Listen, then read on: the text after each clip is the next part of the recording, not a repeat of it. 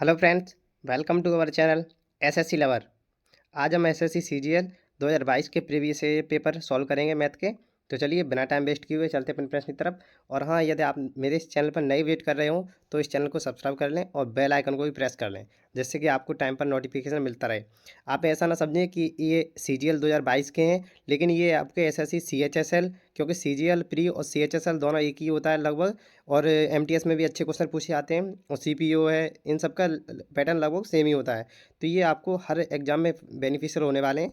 तो आप ऐसा ना समझे कि ये सीजीएल के हैं तो सिर्फ सीजीएल वाले ही से देखें, नहीं, ये हर एग्जाम के लिए बेनिफिशियल होने वाले हैं, क्योंकि इसमें मैंने कुछ ऐसे प्रश्न लिए हैं जो काफ़ी इंपॉर्टेंट हैं और जो बहुत ही आपके रेलिवेंट होने वाले हैं आपके लिए, ठीक है, क्योंकि कंटेंट बहुत ही बेहतरीन है। तो चलिए बिना टाइम वेस्ट किए हुए हम चलते अपने प्रश्न की तरफ। देखिए पहला प्रश्न क्या है। देखिए, वीडियो में बढ़ने से पहले मैं आपको बता देना चाहता हूँ कि मैं आपसे रिक्वेस्ट करता हूँ कि आप लोग अपना प्रेम और स्नेह इसी तरह बनाए रखें, मेरे चैनल को सब्सक्राइब कर लें, और जिससे कि मैं आने वाले समय में आपको ऐसी-ऐसी वीडियो इसके एसएससी, सीजीएल, सीएचएसएल, एमटीएस इन सभी के अच्छे से अच्छे सवाल आपके पास पहुँचा सकूँ। आप इस बात का भरोसा रखना, क्योंकि मैं कंटेंट आपको इतना बेहतरीन दूँगा कि आपको कभी भी कोई दिक्कत नहीं होगी। तो आप मेरे इस चैनल को सब्सक्राइब कर लें। और हाँ, एक बात और कि सब्सक्राइब इसे कर लें और बेल आइकन भी प्रेस कर लें, जिससे कि आपको कोई दिक्कत ना हो, आपके पास नोटिफिकेशन समय पर आता रहे, ठीक है।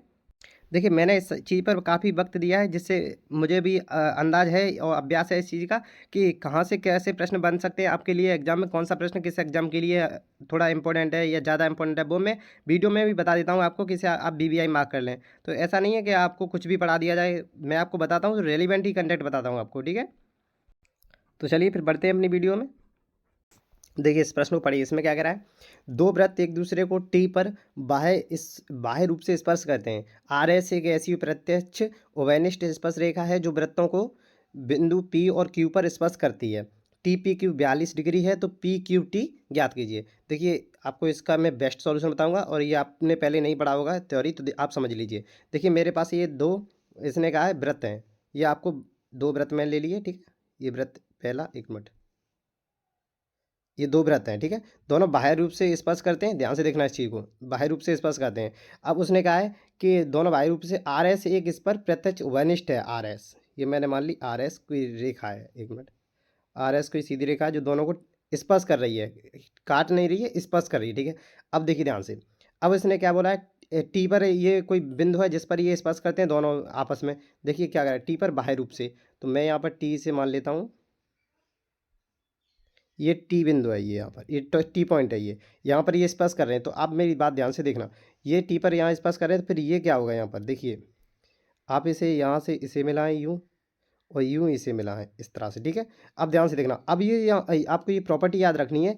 यहाँ जो कोण बनेगा, ये जो कोण बनेगा वो इन दोनों कोणों की योग के बराबर होगा। यानी ये तो 90 होता है, ये कोण 90 होता है, आपको याद रखना है, ये कोण 90 डिग्री को होता है, और फिर इन दोनों कोणों का योग 90 होता है। एक मिनट अलग पेन लेता हूँ इसके लिए। ये देखिए, ये जो दो कोण आपस में बच रहे हैं, इनका योग 90 होता है, इस कोण के बराबर होता है। तो अब देखिए, आपसे मैं आपको उसने आर एस एक दे रखी थी, आर मैंने ये मानी, एस ये रही, ठीक है। अब ये टी है, तो आर एस, देखिए टी पी क्यू कितना है, टी पी क्यू, 1 मिनट। अब देखिए ध्यान से देखना, इसमें टी पी क्यू आपको दे रखा है, वो मैंने गलत मान लिया था। ये आर एस पूरी एक रेखा है, उस पर पी और क्यू दो बिंदु हैं, ठीक है। अब देखिए 42 डिग्री क्या है आपका टी पी क्यू, तो आप ये बताइए, ये 42 है और ये 90 है, तो ये बाकी का बचा ये यहाँ पर, ये कितना होगा, ये 48 होना चाहिए, यानी 48। अब देखिए 48 और 42 का सम कितना हो रहा है, 90, ठीक है, ये 90 हो गया, और ये भी 90 है। तो त्रिभुज के तीनों कोणों का योग कितना होता है, 180, तो 90 90 180 हो गया। इसका मतलब ये तो आपको ध्यान रखना, ये हमेशा 90 होता है। फिर ये बचे दोनों पी और क्यू बचे हैं, ये दोनों इनका योग 90 होता है, उसमें से एक आपको 42 दे रखा है, तो दूसरा ऑटोमेटिक 48 हो जाएगा। तो ये आपको इसका स्क्रीनशॉट ले लें, ये बहुत इंपॉर्टेंट थ्योरम है। तो चलिए नेक्स्ट देखते हैं अपना सवाल।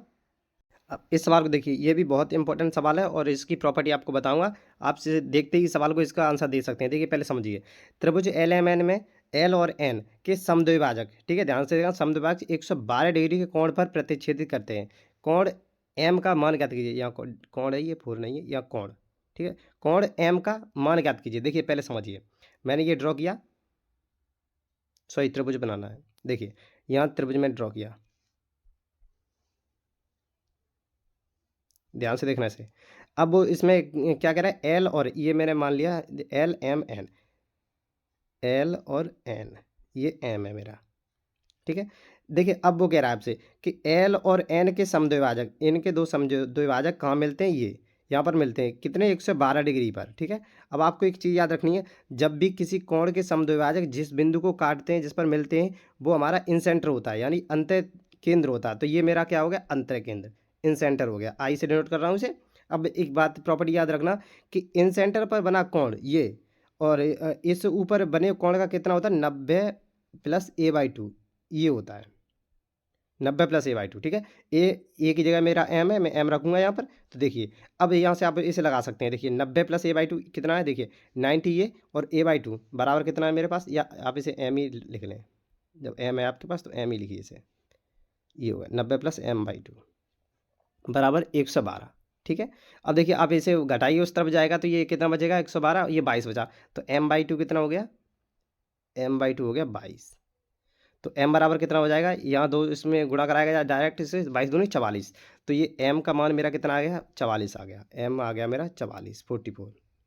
तो यही आपसे पूछ रहा था, कोण m की वैल्यू बताइए, तो m की वैल्यू 44 होगी। आप इसे याद रखना, एक बार मैं फिर से बता देता हूँ। देखिए जब भी दो कोणों के, दो या तीन कोणों के समद्विभाजक जिस बिंदु पर मिलते हैं उसे हम इंसेंटर कहते हैं। देखना ये इंसेंटर है, तो इंसेंटर पर बना कोण ऊपर वाले कोण के वो 90 प्लस a/2 के बराबर होता है। तो ये आपको फॉर्मूला याद रखना, 90 प्लस a/2 ऊपर वाले बराबर इंसेंटर के बराबर होता है। ठीक है, ये याद रखना। हाँ, यदि इसी में ऐसे लंब डालता है, ये लंब, तो ये लंब जहाँ पर काटते हैं उसे हम कहते हैं ऑर्थो सेंटर।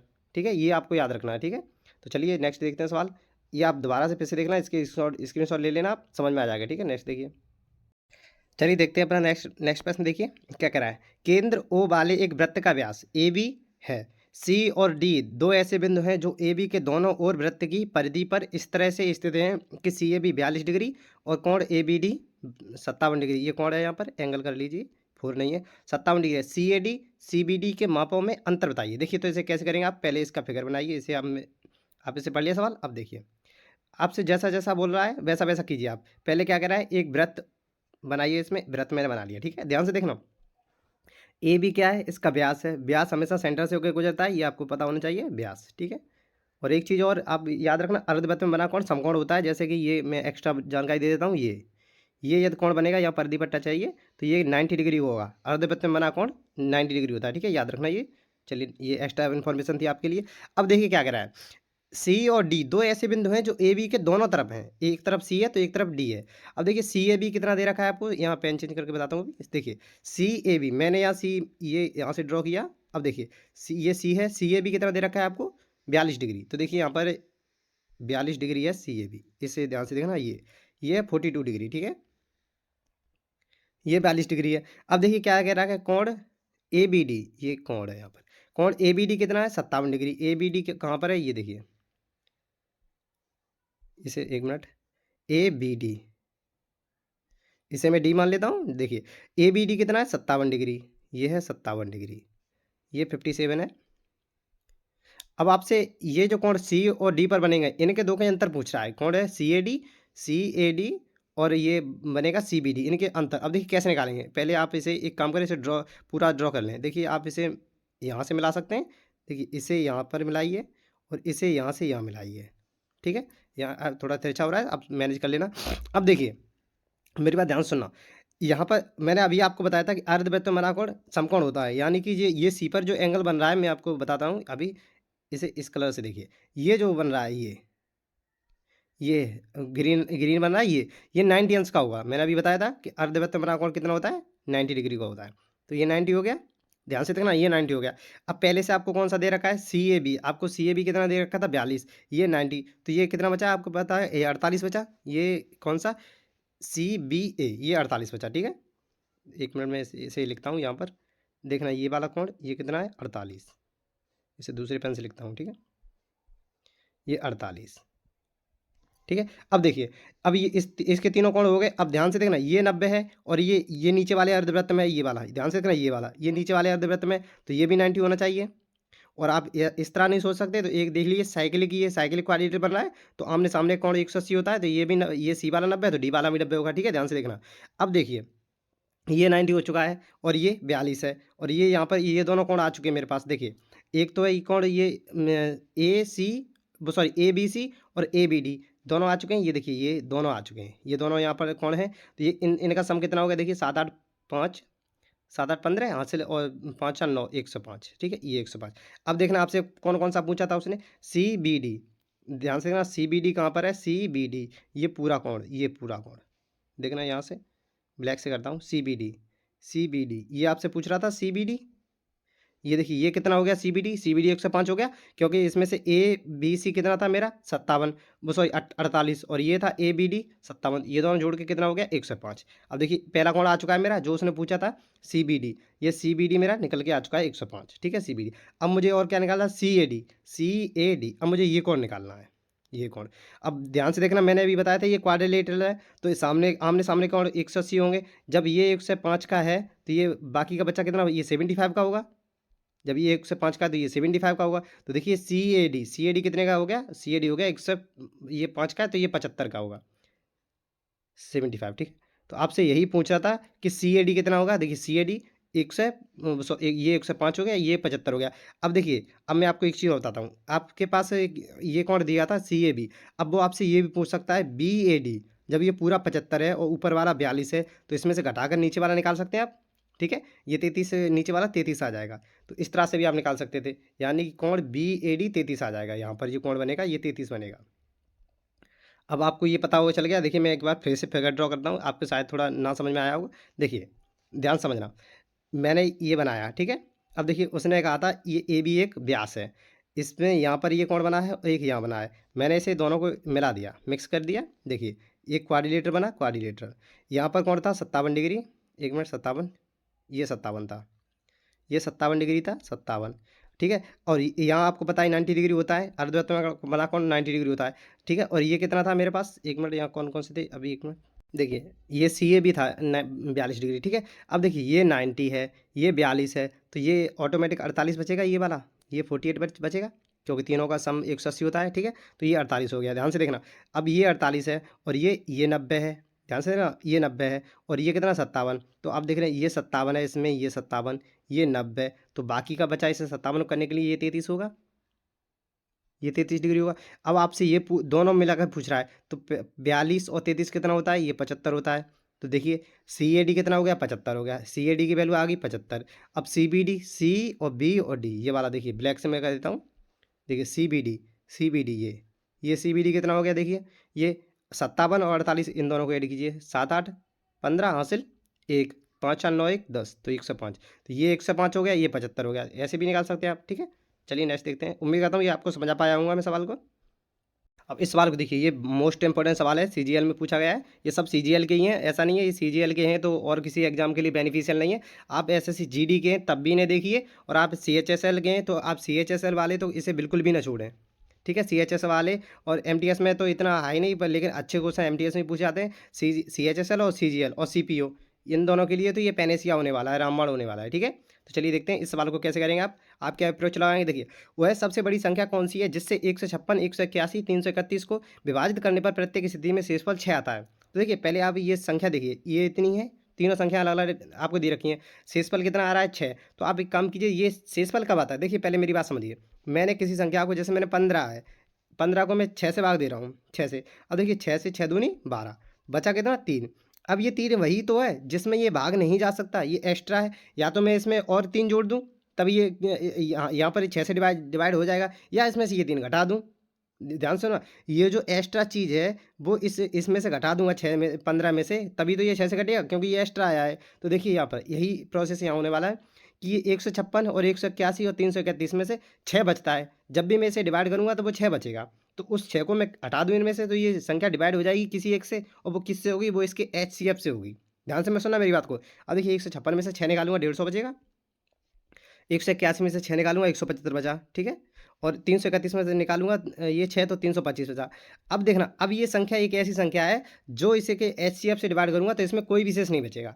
तो अब आप मुझे बताइए, इसका HCF नहीं बता सकते आप कितना होगा, तो देखना आप पहले से इसमें से कॉमन ले सकते हो क्या, देखिए मैं अभी 25 कॉमन लूँ, तो ये 25 का 150 होता है, 25 7 175, और ये होता है 25 13 25 दाई 150, 25 3 75, 150, 25 दाई 250, ठीक है, ये 13 बच जाएगा, ठीक है, ये 13 बार गया। अब देखिए, अब 6 7 13 में कुछ तो कॉमन है नहीं, इसका मतलब मैं 25 लिया है, वो मेरा 25 ही इसका एचसीएफ होगा। आप निकाल लेना, ऐसे ही निकालते हैं, ठीक है, ये आसान तरीका है। अब देखिए 25 मेरा इसका क्या होगा, एचसीएफ। तो यही वो संख्या है 25, ये 25 ही वो संख्या है जो यहाँ पर आप इसमें भी दे दीजिए भाग, तब भी 6 बचेगा। देखिए 25 का 150, 6 बचा शेष, ठीक है। यहाँ फिर से 25 दिए, 25 सत्ते 175, यहाँ भी 6 बचा, यहाँ भी दीजिए 25 का गुणा 13 में करूँगा कितना आएगा 325, तो ये कितना बचता है, यहाँ पर भी 6 बचता है। तो यही कह रहा था वो कि वो संख्या कौन सी है। तो देखिए जब भी ऐसी स्थिति दे रखी हो आपको, तो जितना शेष बताए वो उस संख्या में से घटा दीजिए इनमें से, फिर जो बचेगा उनका एचसीएफ ले लीजिए आप। तो यह आपका राइट आंसर हो जाता है, ठीक है। चलिए नेक्स्ट देखते हैं। अब देखिए इस सवाल को आप बीबीआई मार्क करें, ये एसएससी सीजीएल के सभी, आप मेरे हिसाब से सभी बीबीआई है, हर एक क्वेश्चन अपने आप में एक महत्वपूर्ण भूमिका निभाएगा आपके एग्जाम में, तब आपको पता चलेगा इनकी क्या वैल्यू थी, जो आप विद इन सेकंड में कर सकते हैं। देखिए अब इस सवाल को पढ़िए, ये बहुत अल्टीमेट, बहुत ही अच्छा क्वेश्चन है। देखिए नमक की कीमत में 15% की कमी की गई, एक व्यक्ति को 272 रुपये में 2 किलोग्राम अधिक नमक खरीदने में सक्षम बनाती है, नमक की घटी हुई कीमत प्रति ग्राम रुपये में कितनी है। देखिए अब आप कैसे करेंगे, आप 15% फ्रैक्शन वैल्यू में, उम्मीद करता हूँ सबको पता होगा क्या होता है, 1/20 होता है, सॉरी 3/20, 3/20 होता है। अब देखिए 3/20 में ये 15% कमी हो रही है, तो 20 से कोई चीज़, ध्यान से देखना दोस्तों, 20 से कोई चीज़ कितनी हो रही है, 17। अब मेरी बात ध्यान सुना, ये क्या है मेरी, ये इसकी कीमत में कमी है। अब बताइए कोई चीज़ कम कीमत की है तो आप ज़्यादा खरीदोगे, तो आप इसका रिवर्स रेशियो ले लीजिए, तो ये 17 से 20 हो गई। देखिए 17 से 20, अब मैं ब्रैकेट में आपको मेंशन कर देता हूँ क्या क्या चीज़ कहाँ पर है। देखिए ध्यान से देखना, ये क्या है मेरी, ये प्राइस है, ध्यान से देखना, ये बहुत इंपॉर्टेंट होने वाला, ये प्राइस, ये क्या है मेरी, ये क्वांटिटी है, क्वांटिटी समझते हैं, मात्रा, ये मात्रा है, ये मूल्य है। अब देखिए इसमें रिलेशन क्या है, मेरे हिसाब से मैंने 3 ज़्यादा खरीद लिया, पहले 20 रुपये किलो थी तब मैं 17 खरीदता था, ऐसे मान लीजिए। अब 17 रुपये किलो कोई चीज़ है, अब मैं 20 खरीद रहा हूँ, तो ध्यान देखना मैंने कितना ज़्यादा खरीद लिया, पहले 17 लेता था, अब मैंने 3 ज़्यादा खरीद लिया। ध्यान से सुनना मेरी बात को, मैंने 3 ज़्यादा खरीद लिया, लेकिन मैंने तो 3 खरीदा है, लेकिन वो सवाल में उसने कह रखा है कि हमने सिर्फ 2 किलोग्राम अधिक खरीदा है, तो मेरे हिसाब से 3 और सवाल के हिसाब से 2। तो देखिए 3 की वैल्यू 2 के बराबर हो गई, 3 की वैल्यू 2, तो 1 की वैल्यू क्या आ जाएगी, ये डिवाइड देगा यहाँ पर 3, तो 1 की वैल्यू आ गई ये 2/3, ठीक है। यहाँ अब एक करना होगा, 1 की वैल्यू आ गई 2/3। अब देखिए ये किसकी वैल्यू है, ये मेरी मात्रा की वैल्यू है, क्योंकि मैंने यहाँ पर मात्रा ही यहाँ खरीदी थी मैंने, मात्रा मुझे 3 मिल रही थी मेरे हिसाब से, सवाल के हिसाब से 2 थी, तो 1 की वैल्यू 2/3 आ गई। अब आपको पूछ रहा है घटी हुई वैल्यू, देखिए घटी हुई वैल्यू, तो घटी हुई वैल्यू, देखना आप पहले 20 थी अब 17 हो गई। जब वैल्यू 17 है, ध्यान से देखना यहाँ पर, ब्लैक से अभी से पेन चेंज करता हूँ। देखिए जब वैल्यू 17 है तब मैं कितना खरीद रहा हूँ, 20 किलोग्राम खरीद रहा हूँ, तो घटी हुई वैल्यू पर मैंने कितना खरीदा है, 20 किलोग्राम, लेकिन मेरे हिसाब से किलोग्राम में वैल्यू कितनी, 2/3, तो आप इसी 20 में 2/3 से गुणा कराएंगे तो 60/3 आप खरीद, 40/3 खरीदोगे। घटी हुई वैल्यू पर आपने 40/3 खरीदा है। देखिए मैं यहाँ बताता हूँ दोबारा से, अब देखना 1 की वैल्यू 2/3 है, मैंने अच्छे से लिख दिया। अब मुझे निकालना है घटी हुई मूल्य पर मैंने कितना खरीदा। देखिए घटी हुई मूल्य मेरी 17 रुपये है, वहाँ पर मैंने 20 किलोग्राम खरीदा है, तो यहाँ पर भी मेरी किलोग्राम में ही बात चल रही है ये। तो देखिए अब मैं 20 में यहाँ पर 2/3 से गुणा कर दूंगा, तो ये देखिए ये कितना हो गया, 40/3, यानी कि घटी हुई मूल्य पर मैंने 40/3 खरीदा है, ठीक है। ध्यान से देखना इस बात को। अब देखना 40/3 किलोग्राम मैंने खरीदा है, और रुपए कितने दिए थे मैंने, 272। तो देखिए वैल्यू फिक्स है, वैल्यू में कोई यहाँ पर घटी हुई वैल्यू पर 272 में रुपए में कितना खरीदना है, तो देखिए यहाँ पर मैं 272 को डिवाइड करूँगा 40/3 से, क्योंकि आपको पता है कि जितनी आपकी अमाउंट होता है, रुपया होता है, उसको क्वांटिटी भाग देते हैं तभी तो प्रति केजी में निकलता है। तो यहाँ पर 272 ऊपर लिखने पड़ेंगे मुझे, देखिए ठीक है 272। अब आप इसे डिवाइड कीजिए, देखिए 3 तो ऊपर चला जाएगा, ऑब्वियसली बात है 3 ऊपर चला जाएगा। अब इसे देखिए 2 से डिवाइड करूँ या 20 से कर दीजिए आप, ये जिस जीरो से यहाँ एक पॉइंट आ जाएगा, देखिए अलग पेन यूज करता हूँ, देखिए इस पर यहाँ पर एक जीरो हट गई, यहाँ पॉइंट आ गया, ठीक है, ये बात आप एग्री करते हो। 3 ऊपर आ जाएगा, यहाँ पर ये 3 आ जाएगा, तो नीचे क्या बचा, सिर्फ 4 बचा। अब देखिए यहाँ पर भी अभी अच्छे से करता हूँ। अब देखिए 4 से इसे डिवाइड कीजिए, 4 से इसे काटूंगा मैं इसे, देखिए 4 छक्के 24, 6 बार कितना बचा 3, और ये 32 हो गया, 4×8 = 32.8, ठीक है। 6.8 बचा, गुणा 3 और है, तो आप इसमें 3 से मल्टीपल कीजिए, 3 छक्का 18, 18 और हासिल 8, देखिए यहाँ लिखता हूँ 18 की 8, हासिल 1 बचा, और एक 1 मिनट मिस्टेक हो गई, 3×8 = 24, 3×8 = 24 की 4, हासिल 2, 3 छक्का 18 और 2 20, ध्यान से देखना 20। अब देखिए एक अंक बाद दशमलव भी लगाना पड़ेगा मुझे यहाँ पर, तो देखिए दशमलव यहाँ लगा दिया, तो 20.4 रुपये प्रति किलोग्राम उसकी घटी हुई मूल्य है। तो ये आपको ध्यान रखना कितना है, 20.4, यहाँ मैं मेंशन कर देता हूँ इसे, देखिए ये है 20.4। 20.4, ठीक है। तो उम्मीद करता हूँ ये समझ में आएगा। थोड़ा भी ये था आपको स्क्रीन पर प्रॉब्लम हो रही है तो देखिए मैं दोबारा से फिर से बता देता हूँ इसे। देखिए अलग पेज पर बताता हूँ आपको, ठीक है। अब देखिए ध्यान से देखिए, 15% किसी की मूल्य में कमी हुई है, यानी कोई चीज़ 20 रुपये की थी, अब वो 17 रुपये की बिच रही है। अब देखिए जब वो कोई 20 से 17 हो गई तो इसका मतलब है इसकी खपत उल्टी कर देते हैं हम, ठीक है। 17 से हम 20 खरीद रहे हैं हम। ध्यान से देखना, मेरे हिसाब से मैं 3 ज़्यादा खरीद रहा हूँ, लेकिन सवाल के हिसाब से 2 ज़्यादा खरीद रहा हूँ, तो एक की वैल्यू 2/3 हो गई, 2/3। अब आपसे वो पूछ रहा है घटा हुआ मूल्य बताइए, तो देखिए घटा हुआ मूल्य था 17 रुपये प्रति किलोग्राम। उस टाइम मैंने खरीदा कितना था, मेरे हिसाब से यहाँ देखना, ये एक वैल्यू निकाली है मैंने, ये अमाउंट क्वांटिटी की वैल्यू निकाली है, तो यहाँ मैं क्वांटिटी में ही गुणा करूँगा, मैं अमाउंट में गुणा नहीं कर सकता। इस बात को समझना, यहाँ मेरी जो ये एक की वैल्यू है ये अमाउंट की है, बुक सॉरी क्वांटिटी की है, तो यहाँ पर भी मैं क्वांटिटी में ही इससे गुणा करूँगा, क्वांटिटी को ही निकालूंगा। तो इस क्वांटिटी को निकालने के लिए ये 20 मेरा अनुपात में है, तो इसे मैं 2/3 से गुणा कर दूँ तो ये ओरिजिनल वैल्यू निकल आएगी, ठीक है। तो ये देखिए ये हो गया 40/3। तो अब मेरे समझ में आ गया कि मैं जब 17 रुपये किलो बेच रहा था कोई चीज़, तब मैं 40/3 खरीद रहा था, इतने किलो खरीद रहा था, लेकिन पैसा कितना देना था मुझे उस टाइम में, मुझे 272 ही देना था। तो अब मुझे 272 को इससे डिवाइड करना, बस ये आप कर लीजिए, आपका आंसर आ जाएगा, ठीक है। चलिए नेक्स्ट देखते हैं अपना सवाल। अब देखिए इस सवाल को देखिए, ये भी बहुत इंपॉर्टेंट सवाल है। आप कैसे करोगे, देखिए पहले एक बार समझ लीजिए इसे। देखिए ये एक्स की वैल्यू आपको दे रखी है, ध्यान से देखना, जब भी आपको ये ऐसे फंक्शन दे रखे हो अंडर रूट के अंदर और एक्स दे रखा तो 1/x इसका रिवर्स कैसे निकालते हैं। देखिए आप पहली वाली का वर्ग करें दूसरी वाली का, जब इन दोनों का डिफरेंस एक आ जाए तो देखिए इसका डायरेक्ट इसका 1/x इसका सिर्फ साइन चेंज करना पड़ता है। देखिए कैसे, 4 का स्क्वायर करेंगे ये 16 आ जाएगा, √15 कितना करेंगे 15 आ जाएगा, इसका डिफरेंस लेना आप कितना आ गया 1। तो इसका मतलब इसका 1/x जो होगा वो कितना होगा, 1 मिनट में लिख देता हूँ। देखिए तो आप ये समझ गए, तो अब 1/x जो है वो कितना होगा 4 माइनस √15, √15 ये यहाँ नहीं है, 1 मिनट, 4 माइनस √15 ये 1/x हो गया। इतना समझते हैं, आपको निकालना है x² प्लस 1/x²। तो देखिए कैसे निकालते हैं, ये आपको पता होना चाहिए। देखिए कैसे निकालते हैं, समझना, ये यहाँ पर x प्लस 1/x मेरा लिखा हुआ है, x प्लस 1/x, मुझे स्क्वायर निकालना है तो इसका स्क्वायर करना होगा, ठीक है। देखिए पूरा स्क्वायर में आपको खोल के बताता हूँ, पहले क्या होता है x² प्लस 1/x² प्लस 2। देखिए 2x और 1/x आपस में आकर कट जाएंगे, ये मल्टीपल में ये दोनों कट जाएंगे, ऊपर नीचे हैं। तो देखिए ये मेरे पास अल्टीमेट इसका स्क्वायर आएगा, लेकिन अब देखना, आप ध्यान से देखना, अब यदि मैं इन दोनों को जोड़ूंगा, ये 1/x को और x को, देखिए दोबारा से बताता हूँ। देखिए x बराबर क्या है मेरा 4 प्लस √15, 1/x क्या है 4 माइनस √15। जब मैं इन दोनों संख्याओं को ऐड करूंगा तो देखिए 15 से 15 कट जाएगा, तो x प्लस 1/x क्या आ जाएगा 8।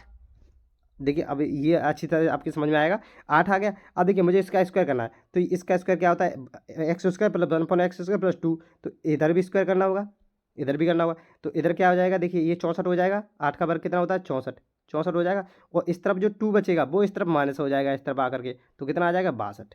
तो x² प्लस 1/x² कितना आ जाएगा 62। तो इस सवाल का राइट आंसर है 62, 62 इसका राइट आंसर है। आप इसे मार्क कर लें, ये BBI है। यदि नहीं समझ में आता है आप मुझे कमेंट कर दें, मैं इससे सेपरेट वीडियो बना दूंगा, जिस भी सवालों में आपको दिक्कत हो आप मुझे मेंशन कर दें, मैं उसकी सेपरेट वीडियो बना दूंगा 1 या 2 मिनट की, ठीक है। नेक्स्ट देखिए, अब देखिए इस सवाल को पढ़िए, आप इसे कैसे करेंगे। देखिए मेरे हिसाब से ये हाइट एंड डिस्टेंस, वो सॉरी हाँ हाइट, आप उसी का है, ये हाइट एंड डिस्टेंस का ही है। देखिए इससे मेरे हिसाब से बहुत ही इंपॉर्टेंट है, पतंग वाला है, कोई पतंग एक डोरी से जुड़ी हुई है, डोरी की लंबाई मीटर में ज्ञात कीजिए जब पतंग की ऊंचाई 90 मीटर है और डोरी जमीन के साथ 30 डिग्री का कोण बनाती है। तो देखिए इसे कैसे अप्रोच करते हैं इन सवालों में। देखिए पहले हमने ये आपको त्रिभुज बना लिया, देखिए अब आप इसमें क्या करा है, कोई डोरी है, ये डोरी होगी, देखिए ये इसे मैं डोरी मानता हूँ, ठीक है। पतंग उड़ रही है, इसी तरह उड़ रही है, स्ट्रेट तो है नहीं, ये यहाँ पर इसकी ऊंचाई कितनी दे रखी है पतंग की, यदि इस व्यक्ति से यहाँ से देखूँ तो ये 90 मीटर ऊंचाई है, 90 मीटर है। यहाँ से कोई व्यक्ति उड़ा रहा है, इसे देख रहा है, ठीक है। अब देखना यहाँ कोण कितने का बना रही है, ये 30 डिग्री का, यहाँ पर 30 डिग्री का कोण बना रही है। अब आपको एक बात पता होना चाहिए, 30 डिग्री का मान इसमें 10 में क्या होता है 1/√3। तो यहाँ पर देखिए ये तो मेरा मान है, यहाँ आएगा मेरा 1, ये आएगा √3, ठीक है। अब देखिए 1 की वैल्यू यहाँ पर मेरे को 90 दे रखी है, 1 की वैल्यू हमें कितनी दे रखी है 90, तो 1 की वैल्यू 90 दे रखी है, यानी कि 90 गुना है, तो इस √3 की भी 90 होगी, तो ये हो जाएगी नीचे वाली हो गई 90√3। अब लेकिन पूछा आपसे क्या है, डोरी की जमीन के साथ, सॉरी डोरी की लंबाई, ये डोरी है मेरी, ये डोरी। अब देखिए जब जब ये √3 होता है, मैं आपको यहाँ समझा देता हूँ अलग से। देखिए जब ये 1 होता है, ये √3 होता है, तो ये 2 होता है। कैसे? 1 का स्क्वायर 1 करेंगे, रूट 3 का 3 करेंगे, कितना हो गया 3। ये हो जाएगा 4, 4 का स्क्वायर रूट लेंगे तो ये 2 आ जाएगा। तो इसी तरह ये 2 होता है। ये अब आपको समझ में आएगा 2 कैसे आया, इस तरह से आया। अब देखिए 1 की वैल्यू 90 है तो 2 की कितनी हो जाएगी, 90 गुना हो जाएगी। तो 90 दूनी कितना होता है 180। तो इस सवाल का आपका राइट आंसर होगा 180। उम्मीद करता हूँ ये आपके समझ में आया होगा। ठीक है, तो चलिए नेक्स्ट देखते हैं। अब इस सवाल को देखिए, इसमें क्या कह रहा है, यदि 8,20 का तृतीय अनुपात पी है और 3, 5, 24 का चतुर्थानुपाती क्यू है, तो 2p प्लस क्यू का मान बताइए। देखिए ये बेहद आसान है। आपको तृतीय अनुपात पता होना चाहिए, क्या होता है 20 स्क्वायर अपॉन ए, यानी 20 का वर्ग कीजिए, 20 गुणा 20, ठीक है, बट्टे कितना हो जाएगा 8, ठीक है। ये पी के बराबर है। अब यहाँ से पी की वैल्यू निकाल सकते हैं आप। देखिए यहाँ से इसे देखिए, 4 दूनी 8, 4 पंजे 20, 2 से काटूंगा मैं 10 बार। तो ये आ गया मेरे पास पी बराबर कितना आ गया 50। तो यहाँ मैं लिख सकता हूँ पी बराबर 50। देखिए पी बराबर कितना आ जाए मेरे पास 50, पी बराबर मेरे पास आ जाए 50। ठीक है, पी 50 आ चुका है। अब मुझे क्यू निकालना है। इसी तरह क्यू देखिए कैसे निकालूंगा मैं।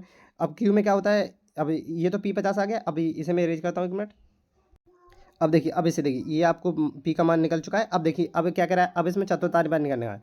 चतुर्थानुपाती कैसे निकालते हैं, 3/5। इस इन सब की संख्याओं लिखिए, पहली 2 संख्याओं को, फिर बराबर लगा के ऊपर ये तीसरी संख्या ऊपर अपॉन एक्स मैंने मान लिया। देखिए अब इसे कैंसिल कीजिए आप, 3 से काटूंगा इसे, कितने बार 3×8 = 24।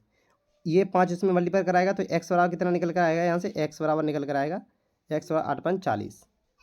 ये एक्स सॉरी क्यू था, इसमें माना ही क्यू था। चलिए कोई बात नहीं, मैं क्यू मान लेता हूँ। ये क्यू इसमें दे रखा है तो यहाँ पर भी क्यू कर लीजिए आप। ठीक है, कितना हो गया, क्यू बराबर 40 हो गया।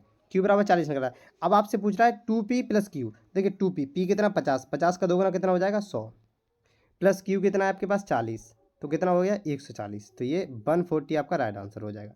ठीक है, तो 140 आपका राइट आंसर है। तो आप इसे लिख लेना, 140 इसका राइट आंसर है। ठीक, तो चलिए नेक्स्ट देखते हैं अपना सवाल। अब देखिए इस सवाल को देखिए, ये भी बीबीआई सवाल है, बहुत इंपॉर्टेंट है, टाइम एंड वर्क का। देखिए कैसे करेंगे। ए एक कार्य को 48 दिनों में समाप्त करता है, बी इसे 60 दिनों में समाप्त कर सकता है, वे 12 दिनों तक एक साथ काम करते हैं, मिलकर करते हैं, और फिर ए चला जाता है, बी से इस कार्य का 25% कितने दिनों में, घंटों में पूरा कर देगा। दिनों घंटों में जो भी आए आप बता दीजिए। देखिए अब मेरी बात ध्यान सुना, आपको सबसे ज़्यादा डिफिकल्टी होती है जब बड़ी संख्या मिल जाती है उसका एलसीएम लेने में, तो ऐसा नहीं है। देखिए पहले आप ऐसी संख्याओं में कॉमन ढूंढ लीजिए। देखिए 48 और 60 में सबसे कॉमन बड़ी संख्या क्या ले सकता हूँ मैं, 12।